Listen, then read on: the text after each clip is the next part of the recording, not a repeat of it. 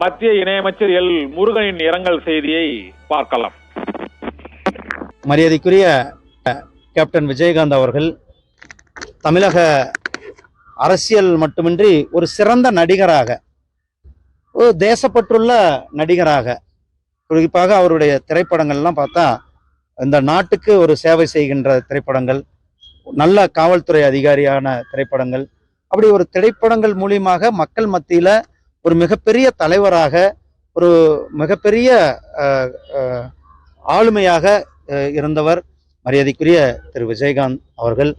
அண்ணன் விஜயகாந்த் அவர்களுடைய இறப்பு செய்தியானது தமிழக அரசியலில் ஒரு மிகப்பெரிய பாதிப்பு, மக்கள், அதாவது அவருடைய குடும்பத்தினருக்கும் அல்லது தேமுதிகவினுடைய தொண்டர்களுக்கும் விஜயகாந்த் ரசிகர் மன்றத்தை சேர்ந்தவர்களுக்கும் என்னுடைய ஆழ்ந்த இரங்கலை தெரிவித்துக் கொண்டு ஐயா விஜயகாந்த் அவர்களுடைய ஆத்மா சாந்தி அடைய எல்லாம் உள்ள இறைவனை கேட்டுக்கொள்கிறேன்.